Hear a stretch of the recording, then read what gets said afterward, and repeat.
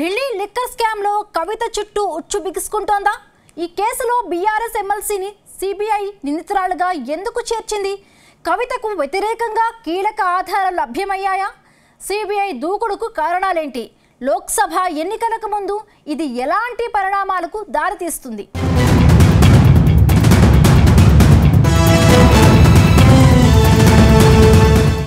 దేశంలో సంచలనంగా మారిన ఢిల్లీ లిక్కర్ కేసు కీలక మలుపు తిరిగింది. ఈ కేసులో పాత్ర ఉందన్న ఆరోపణలు ఎదుర్కొంటున్న బీఆర్ఎస్ ఎమ్మెల్సీ కల్వకుంట్ల కవిత ఇప్పటివరకు కేవలం సమాచారం కోసం ఈడీ ముందు విచారణకు హాజరయ్యారు. ఇప్పుడు ఏకంగా సిబిఐ దూకుడు పెంచింది. ఎమ్మెల్సీ కవితను నిందితురాలిగా పరిగణించింది. ఈ కేసులో ఆమె పేరును చేర్చింది. ఈ నెల 26న విచారణకు హాజరు కావాలని నోటీసులు జారీ చేసింది. ఈ పరిణామాలతో పలు సందేహాలు వ్యక్తమవుతున్నాయి. బీఆర్ఎస్ ఎమ్మెల్సీ చుట్టూ ఉచ్చు బిగుస్తోందా? కల్వకుంట్ల కవిత అరెస్టు తప్పదా అన్న అనుమానాలు కలుగుతున్నాయి.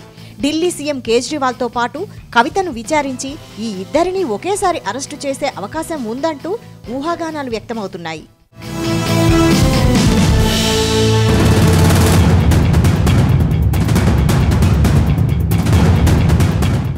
ఇదే కేసులో ఇప్పటికే కవితను 3 సార్లు సిబిఐ ప్రశ్నించింది. 2022లో కవితను కేంద్ర దర్యాప్తు సంస్థ ప్రశ్నించింది. లిక్కర్ కేసులో నిందితురాలిగా సెక్షన్ 41A కింద నోటీసులు జారీ చేసింది. గతంలో ఇచ్చిన నోటీసులను సవరిస్తూ తాజాగా మరోసారి సిబిఐ నోటీసులిచ్చింది. దర్యాప్తు తర్వాత కవితను నిందితురాలిగా సిబిఐ పేర్కొంది. సుమారు ఏడాదిన్నరగా సాగుతున్న ఢిల్లీ లిక్కర్ స్కామ్ కేసు దర్యాప్తులో భాగంగా పలువురిని సిబిఐ, ఈడీ విచారిస్తూ వస్తున్నాయి. ఇప్పటికే కీలక నిందితులు అప్రూవర్లుగా మారిపోయారు. ఈ క్రమంలోనే నిందితులు ఇచ్చిన స్టేట్మెంట్ల ఆధారంగా కవితకు సిబిఐ అధికారులు నోటీసులు ఇచ్చినట్టు తెలుస్తోంది. మాగుంట రాఘవ, శరత్ చంద్రారెడ్డి, కవిత పిఏ అశోక్ కౌశిక్ ఇచ్చిన సమాచారంతో కవితకు నోటీసులు ఇచ్చినట్టు సమాచారం.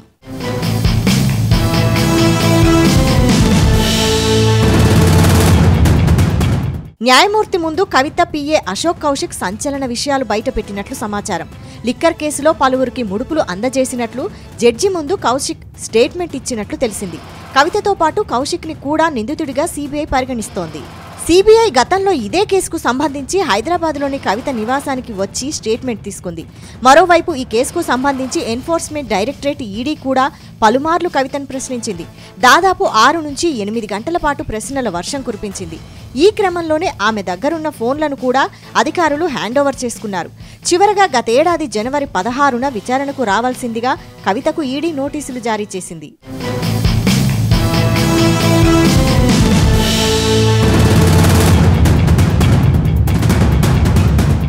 ఈడీ తనను రాత్రిళ్లు కూడా విచారించడంపై కవిత సుప్రీంకోర్టును ఆశ్రయించారు. అయితే ఈడీ విచారణకు సంబంధించి సుప్రీంకోర్టులో పిటిషన్ పెండింగ్లో ఉన్నందున విచారణకు హాజరు కాలేనంటూ ఆమె లేఖ రాశారు. ఆ తర్వాత ఈడీ నుంచి కవితకు ఏ విధమైన సమాధానం రాలేదు. విచారణ పూర్తయ్యే వరకు కవితపై ఎలాంటి చర్యలు తీసుకోవద్దని ఈడీని సుప్రీంకోర్టు ఆదేశించింది. సుప్రీంకోర్టులో పిటిషన్పై ఈ నెల 28న విచారణ జరగనుంది. ఇప్పుడు సిబిఐ కవితకు నోటీసులు పంపడం సర్వత్రా చర్చనీయాంశమైంది. కవిత అరెస్టుకు రంగం సిద్ధమైనట్టుగా వార్తలు వినిపిస్తున్నాయి. అయితే విచారణకు హాజరైన తర్వాత అక్కడే సిబిఐ అధికారులు అదుపులోకి తీసుకునే అవకాశం ఉంది. గతంలోనూ ఇలాంటి అరెస్టులు జరగ్గా మరి కవిత విషయంలో ఏం జరగనున్నది ఉత్కంఠగా మారింది.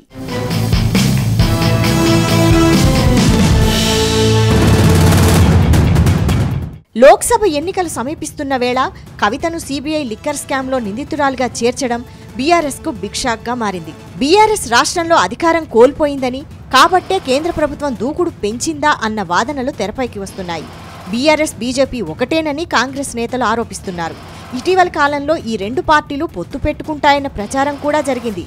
ఈ ప్రచారాన్ని బీజేపీ రాష్ట్ర నేతలు తీవ్రంగా ఖండిస్తే, బీఆర్ఎస్ నేతలు మాత్రం ఈ వ్యవహారంపై దాటవేత్త ధోరణి కనబరిచారు. ఇలాంటి పరిణామాల నేపథ్యంలో కేంద్రంలోని బీజేపీ ప్రభుత్వం దూకుడు ప్రదర్శిస్తోందా అన్న సందేహాలు వ్యక్తమవుతున్నాయి. అయితే లిక్కర్ కేసులో కవితకు వ్యతిరేకంగా బలమైన ఆధారాలు లభ్యమయ్యాయి కాబట్టే సిబిఐ దూకుడు పెంచిందన్న వాదనలు ఉన్నాయి. అయితే సిబిఐ విచారణకు కవిత అసలు హాజరవుతారా అన్న ప్రశ్నలు తలెత్తుతున్నాయి.